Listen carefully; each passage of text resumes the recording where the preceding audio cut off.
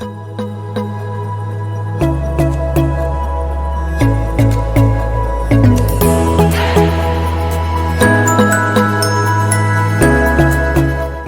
и добродојдовте во уште една епизода на нашиот подкаст. Денес зборуваме за искуствата на студентите со попреченост, нивните предизвици, секојдневни приказни и визии за поинклузивно образование. Со нас се двајца студенти, Јована и Кристијан, кои што ќе ни кажат за она што се соочуваат секојдневно и ќе зборуваме отворено за како изгледа студентскиот живот од нивна перспектива. Што треба да се смени и како можеме сите да помогнеме и да создадеме пофер и подостапна академска средина. Останете со нас. Здраво, Јована, девојчињата имаат предност, ќе почнеме со тебе. Дали може да ни се представиш и да ни кажеш нешто повеќе за тебе? Честито задоволство ми е што сум тука. Јас сум Јована Станковска, лице со инвалидитет, студент на правниот факултет, правни студии, втора година. При крај.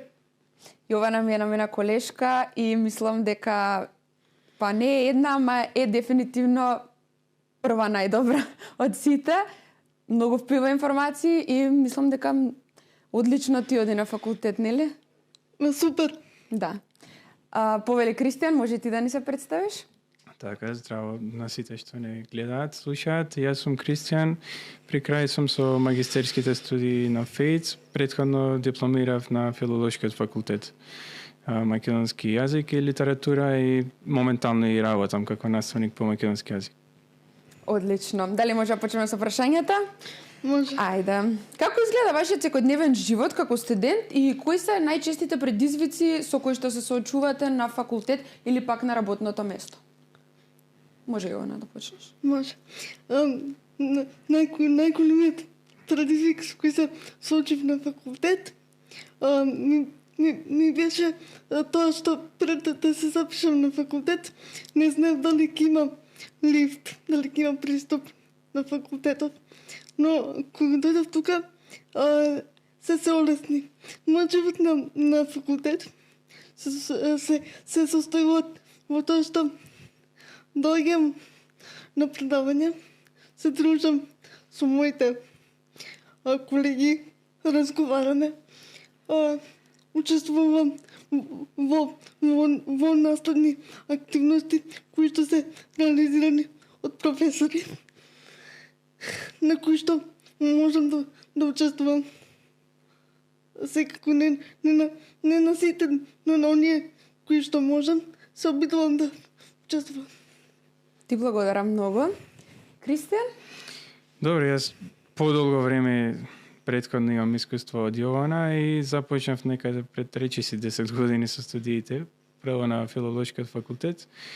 И преку целото време додека студирав, исто така пристапноста беше предизвик за мене, меѓутоа освен пристапноста од физички аспект, за мене многу поголем предизвик беше достапноста или недостапноста на стручна литература во пристапен формат, бидејќи секоја попреченост, секој вид на попреченост, па и степен на попреченост има своја специфика. И во мојата состојба тоа беше една од клучните работи, понатаму документите, индекси, пополнување, одење на студентски прашања во студентскиот сервис и сите тие документации, административни процедури ми беа оптеретување. За среќа многу имав поддршка од семејството и се уште имам и можеби затоа стигнав до овде веќе на магистерски студии, инаку без таа поддршка не би можел искрено и затоа и толку е мала бројката на студенти со попреченост во нашата држава, бидејќи не секој има среќа да има позади себе едно цело семејство. Сега гледам дека работите се подобруваат последниве 2-3 години. Има некој минимален надпревар помеѓу факултетите да бидат инклузивни, да бидат пристапни. Што е убаво, позитивно е, гледам дека има некои лифтови ставено, тактилни патеки на некои од факултетите.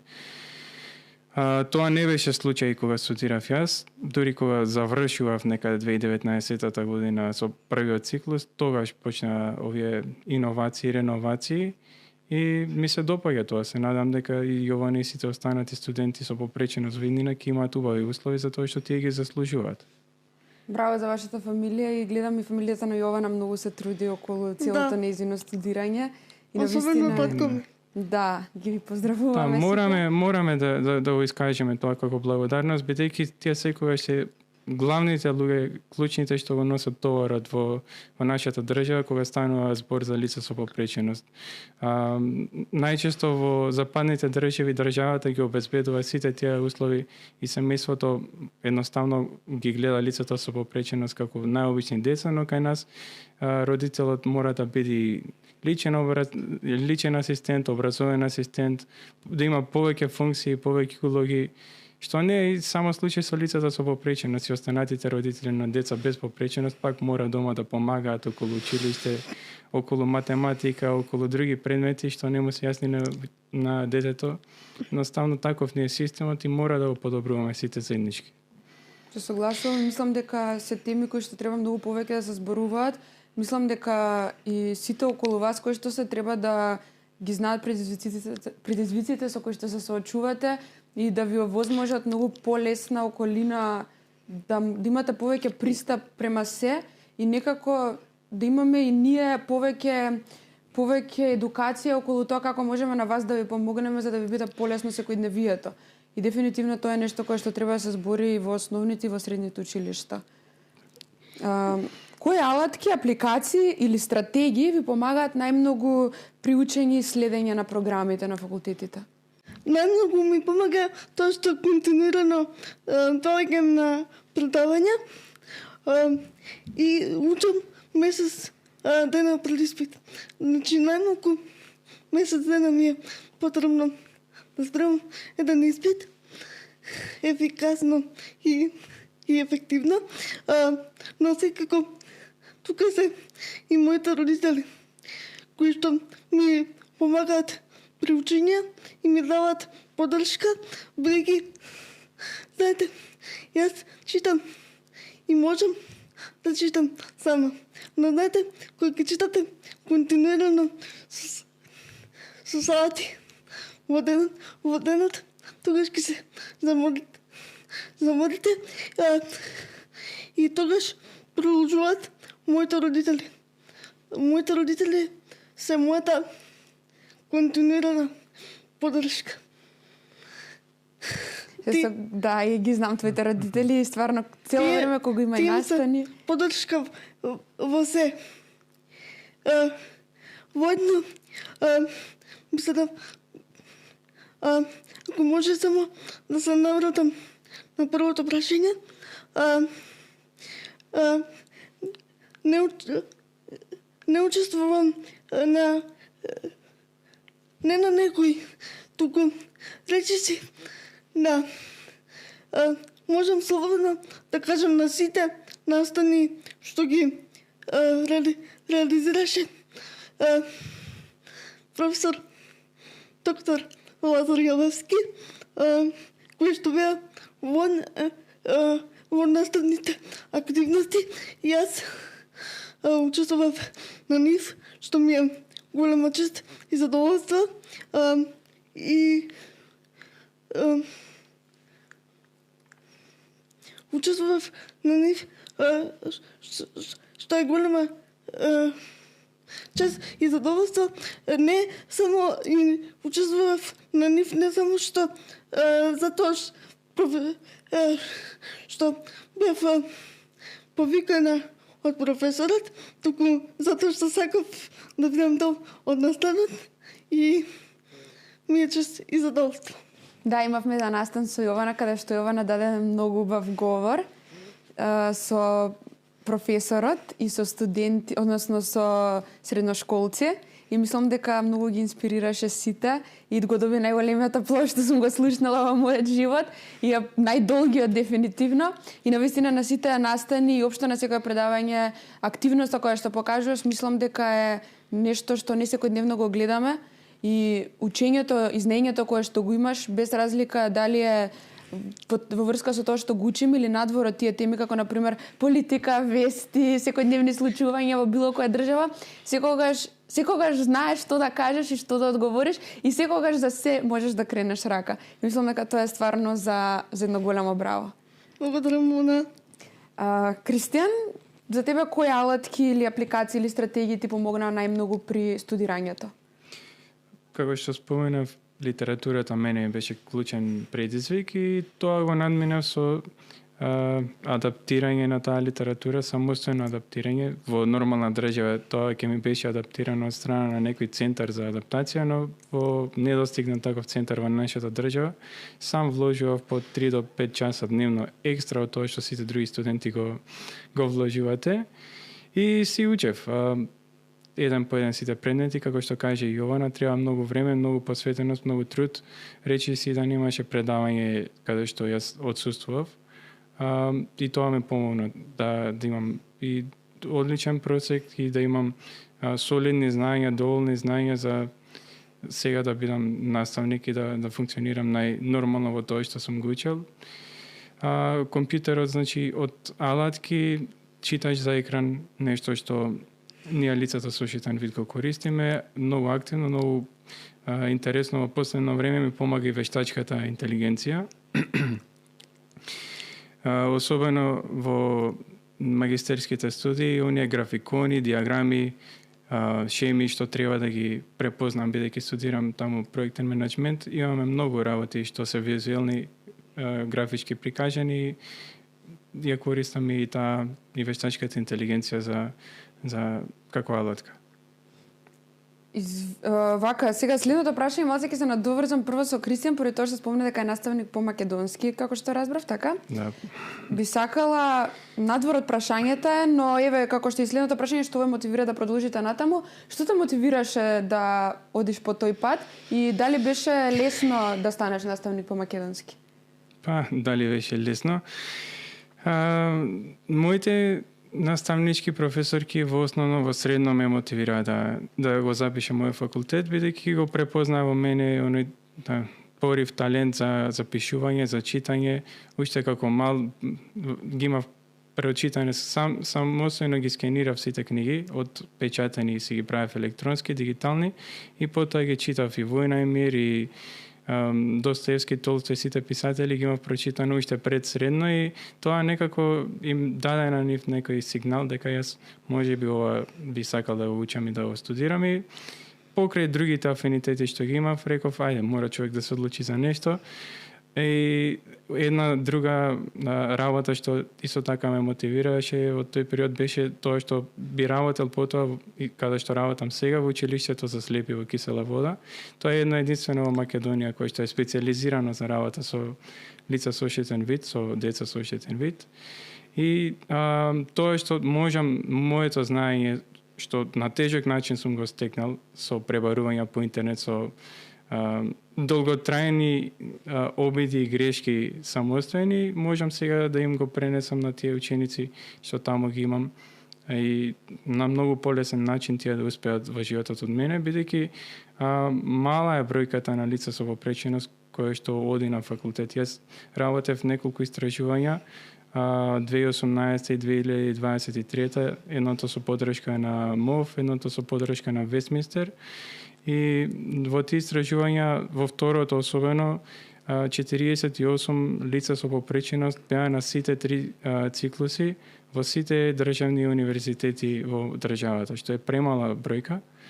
И таа бројка мора некако да се стимулира да порасне, а еве и со ваквите емисии и со некои позитивни владени мерки, например стипендија за студенти со попреченост би било начин како тие да бидат дел од факултетските згради, од факултетските клупи и да бидат ваши колеги тука овде. Ти благодарам многу, сигурно сум дека сите ученици се многу среќни што ти имаат како наставник. Сигурно сум и многу е убаво што... Се надевам, и мене ми е преубаво со нив. Многу е убаво што сакаш оние работи кои што ти си ги поменул и од кои што ти представувале повеќе лекција во животот и кои што ти го отежнувале патот што се вика, што сега сакаш тоа да им го пренесеш на нив, да им го олесниш на нив патот и навистина тоа е нешто многу прекрасно.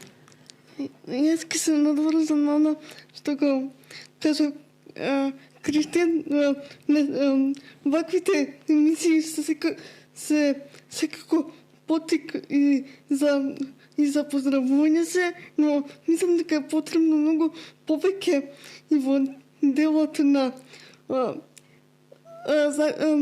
законската регулатива да се направи, па и во делот на инфраструктурата, ако сакате, на факултетите, пошто многу случаи има ке речат, па ние еве и по други места, кога одиме, па ние во кафичеве, например, кога одиме, ќе кажете, па такво е местото, нема место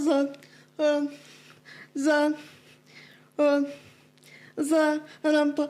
Па требало тој што ќе го гради објектот, инфраструктурниот проект или план да испланира, да види какво е местото. Ако не одговара за достапност на сите граѓани или ако не е соодветно местото за градење на таков кафич, например, можел да каже на газдата да се промени местото. Значи, по мене не проблемот е свеста, системот, но и најважната алатка, знаете ли кој е проблемот? Проблемот се луѓето. Затоа што ние, луѓето, пред се ние како правници, но и ние како општество, како држава, како систем, ние градиме Македонија. Ти благодарам, Јована, многу. Се согласувам потполно и за инфраструктурата, не само на факултетите и секаде во државата, на било која површина. Мислам дека треба да има достапност и јас тоа го имам приметено и навистина ви се восхитувам за се оно што го правите и се оно што го истрпувате во животот и навистина мислам дека стварно мора сите да го промениме, почнувајќи од сама себе и од сите луѓе околу нас, не само оние кои што работат на факултетите или функционерите. Мислам дека секој треба да почне од сам себе за да ви приложи едно многу полесно општество и многу полесно секојдневие. Дали може да ми кажеш како ги гледаш своите идни планови и што те мотивира да продолжиш напред? Што ме мотивира? Ме мотивира мојата љубов кон правото, која што е многу голема и за ништо не би се откажала и за ништо не би ја променила таа љубов, бидејќи кога дојдев овде на факултетот буквално ми го промени животот во позитивна насока. Знаете, многу е во поглед на тоа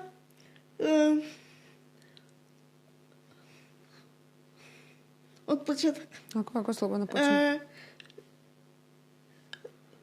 Што ме мотивира? Ме мотивира мојата љубов кон правото и за ништо не би се откажала и за ништо не би го променила ова што сега го живеам. Бидејќи факултетот внесе една нова Јована во мене, една нова надеж, го направи животот многу посреќен, попозитивен, ми докажа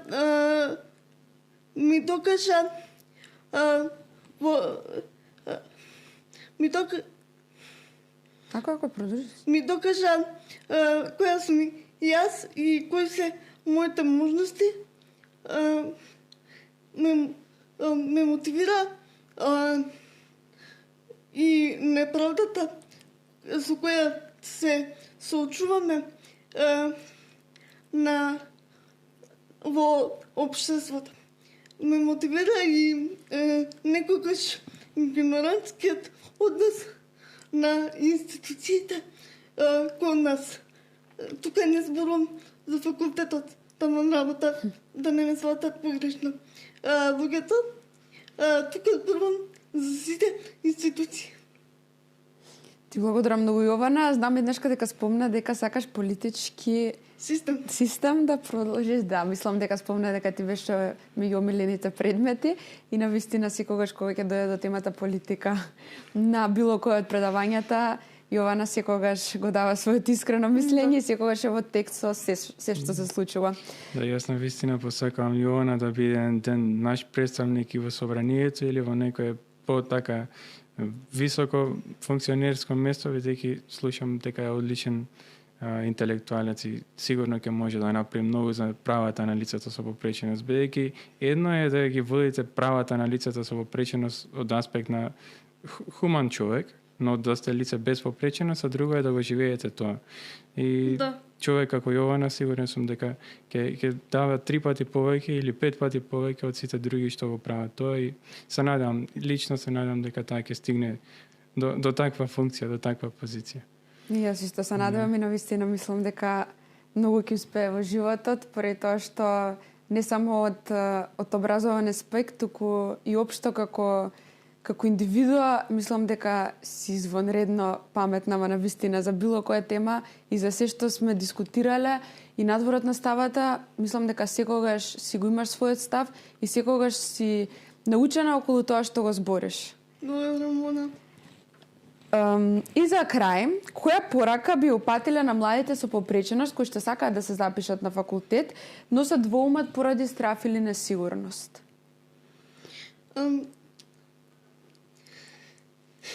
Би им порачала да бидат храбри и да го следат својот сон и да не се плашат, да ги следат своите со нешто, бидејќи ако се плашиме, ќе бидеме помалку слушнати. Благодарам. Добро, јас би го дал мојот одговор во 2 дела. Прво, на студентите со попреченост би им препорачал да бидат упорни, пред се истрајни и да бидат внимателни, да го дадат својот максимум, не еднаш, 2 пати, 3 пати, туку 5 пати повеќе од тоа што другите го дават, бидејќи тие мора, ако сакаат да бидат успешни, мора да вложуваат 500% од тоа што го вложуваат сите други. Вториот дел од мојата препорака би бил до факултетите, до државата, до сите институции, навистина да обрнат внимание за лицата и студентите со попреченост, бидејќи оваа мала група од нема ни 50 студенти во целата држава кои што имаат попреченост, навистина заслужуваат да имаат соодветни услови и за студирање, но и за домување, студентско домување, бидејќи и од таму почнуваат работите, понатаму за соодветни материјали за учење, соодветен пристап до материјали за учење, соодветни услови и адаптации на самата настава, нешто што дел од Законот за високо образование го дава, но различно се интерпретира на различни факултети и универзитети. Значи да се обрне внимание на сето тоа од институциите и, како што веќе споменав, уште еднаш ќе кажам, мора да се стипендираат овие, да се подржат овие студенти, затоа што премала е бројката, а тие можат многу да дадат. Ако им се обезбедат услови, тие ќе постигнат многу, а ако се чека вака, само мал број студенти со попреченост ќе се запишуваат, бидејќи не сите имаат среќа како мене или како Јована да имаат цело едно семејство позади себе, кое што понекогаш еден или 20 од родителите или од браќата, од сестрите не работат само за ние да успееме да отстудираме нешто и да бидеме донекаде успешни во нашите животи. Значи, сериозно сватете и овие студенти можат. Тоа е покажано на Запад дека е исплатливо и економски и правно е исправно да се постапи, да се подржат овие студенти максимално, за да успеат тие во животот и да не зависат понатаму ни од своите семејства, ни од некои социјални мерки што понатаму мора да ги дава државата. Ако не студираме, ќе останеме без образование и ќе бидеме на раб од екзистенција и државата тогаш ќе троши многу повеќе отколку вака неколку години повеќе да не подржи. Мислам дека премногу ќе успеете во животот, не само поради фактот што ја како што слушам 5 пати повеќе од давате од тоа што би требало да се даде према образованието, но поради целата визија која што имате и мислам дека се она што го правите еден ден многу ќе се исплати и навистина ви посакувам најголем успех и навистина сум 100% сигурна дека цела ваша фамилија е многу горда на вас. И јас сум многу горда на вас и мислам дека секој што го гледа ова е многу горд на вас и на се што зборувате. И навистина треба повеќе да зборуваме за ова во секојдневието и во образовните институции и повеќе да не едуцираат околу тоа како ние самите може да го направиме вашиот живот многу поедноставен и секојдневието да ви биде многу подостапно и самото студирање да ви биде попристапно. И доколку има некоја пречка да можеме ние, вашите колеги, да ви помагаме околу тоа, не само вашите родители или пак вашите браќа, сестри, фамилија и слично. Навистина, браво и за вашата фамилија, најголемо браво и за нив, поради тоа што сигурна сум дека и на нив име исто како, мислам, барем слично како што ви е на вас и стварно за тоа треба не само како што кажавте хуманиот аспект, туку и да си човек за тоа. И мислам дека секој треба да почне од сам себе. Јас би се навршала само на оно што го каза Христијан. Не е битно само семејството. Битна е нашата желба. Битен и како што кажав претходно и системот. Ние имаме многу голем проблем прво со свеста. Да. Потоа со законските решенија кои што никогаш се неприлагодливи, но еве јас во една по завршувањето на мојот факултет планирам и после 3-годишното образование да запишем, после одреден период да запишем магистарски, пред магистарските планирам да се зачленам или во Сдруженијето на млади правници или пак можеби да бидам и политички активист, што се надоврзува на мојата желба што планирам да си ја остварам и сигурно ќе се оствари, да бидам професор по уставно право и политички систем. А можеби ако станам и политички активист, можеби и пратеник. Браво, Јована, навистина имаш многу голема амбиција. Мислам дека ќе стигнеш на највисокото место и на место каде што ни самата во моментов не го замислуваш. Навистина ти го посакувам целиот успех.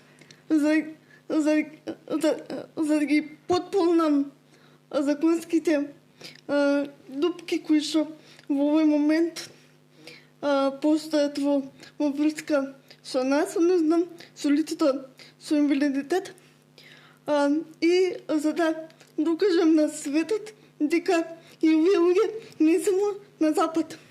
На запад, како што рече и мојот денешен соговорник Христијан, сме многу подобро етаблирани. Но јас сето тоа што ви го кажав и сето тоа што го планирам за војнина, го планирам и во однос на тоа да докажам дека не само во странство, туку и во Македонија лицата со попреченост можат и треба да бидат етаблирани.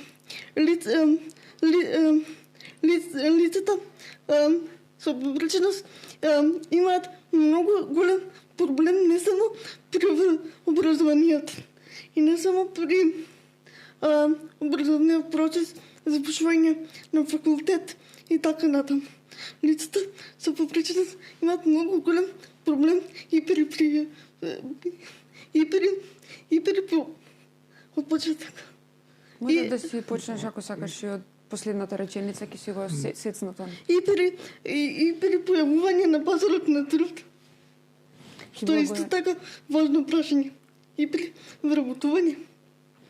Ти благодарам многу, Јована, и за крај сакам да ве прашам од за лично ние да се знаеме сите околу вас, што можеме да направиме сите околу вас за да го направиме вашето секојдневие не само на факултетите, туку и во секојдневниот живот полесно, и како може да постапиме кога би дошле до лице со попреченост, за да му помогнеме и да му го направиме секојдневието барем малку полесно. Може да почнеме од Кристијан, бидејќи сега након. Да. Слободно. Јас би рекол да не бидеме насочени само кон себе. Лично сметам дека луѓето предпочитаат, сакаат секојаш да се насочени само кон себе, кон тоа што ним најмногу им одговара. И ако тоа го извадиме од нашите глави и ставиме една поширока леќа, како што би рекле оптичарите, и светот го гледаме малку пошироко, видиме дека во него живеат различни луѓе, тоаш би можеле многу по-различно и да ги прилагодиме нештата. Јас од аспект на лице со попреченост машко морам да гледам и пошироко, да ги земам во предвид, да ги земам предвид и женските права на лицата со попреченост, да ги земам различните етнички карактеристики, значи се тоа што еден човек го поседува, го има во својот карактер, во својот идентитет, треба да се гледа не само попреченоста, различности постојат многу, и кога ние сите ќе ги земаме предвид сите тие различности, тогаш дури ќе почнеме да градиме општество кое што ќе им одговара на сите. Ако секој се гледа само за себе, ќе направам оваа мобилна апликација и таа им одговара само на млади, тогаш ни еден човек што е постар, например, нема да ја користи. Треба секојаш да се гледа широко и да се дават се повеќе можности за прилагодување, флексибилност, тогаш општеството ќе биде дом што секој ќе го чувствува како свој. Благодарам многу, Јована. Јас пред се околу помошта би сакала да нагласам дека имам помош од сите колеги и дека тоа е нешто дополнително ми дава самодоверба и благодарност до сите колеги што активно ми помагаат во смисла на тоа да ме извадат од ходник, да ме прошетат за време на пауза, да ми ја извадат ужинката од ранец, да го направат тоа што не можат. Во однос на другите луѓе, им благодарам што се толку со широк поглед моите колеги, а во однос на другите луѓе кои што се во нашата околина, но не се лице со попреченост, би им укажала дека треба да имаат многу повеќе емпатија, широк поглед кон општеството, сочувство кон нас, но не само тоа, туку и да не се слушаат, да видат што бараме од нив, а не само да речат, па тоа не може. Ви благодарам многу. Да не се слушаат и доколку тоа е во нивна моќ целосно да се потрудат да ни го дадат, а не само деловно или воопшто да не го дадат. Ви благодарам многу. Навистина мислам дека ваков тип на емисии и секојдневни или барем се почести излегувања навистина ни требаат, не само како едукација, туку и како поттик за останатите лица со попреченост да знаат дека не се сами и дека се може да направат доколку имаат поддршката и доколку имаат, се разбира, пристап до она кое што би сакале да го постигнат во животот. Ви благодарам уште еднашка, навистина ви посакувам најголем успех во животот. Знам дека вашата фамилија е многу горда на вас и ќе биде тек со време, но и сите околу вас мислам дека се многу горди и мислам дека се повеќе кога имаш интеракција, се повеќе разбираш колку е попредизвикувачко секојдневието ваше и мислам дека на сите околу вас им давате поддршка, дека се е можно и дека навистина се што сакаш да успеш, само треба многу да работиш на тоа. Ви благодарам уште еднашка и се гледаме во наредна епизода. Ти благодарам на тебе. Ти благодарам на тебе и на професорот Лазар Јовевски, кој што постојано ме мотивираше, ми даваше поттик да продолжам понатаму. Сега гледам дека има и еве надвор од прашањата, но би сакала да го споделам. Слушнав на вести дека се е подготвил нов закон за вработување на лица со попреченост и на лица млади до 29 години, кои што сакаат кои што сакаат да отворат нов бизнис. Ова можност за мене е охрабрувачка и ова ми дава надеж дека и ние со нашите емисии, но и општеството некако мрда од мртва точка. Се согласувам. Ви благодарам многу што присуствувавте на оваа епизода. Се надевам дека ќе дојдеме и во друго издание да се видиме. И ви благодарам на вас што ја гледавте оваа епизода. Чао!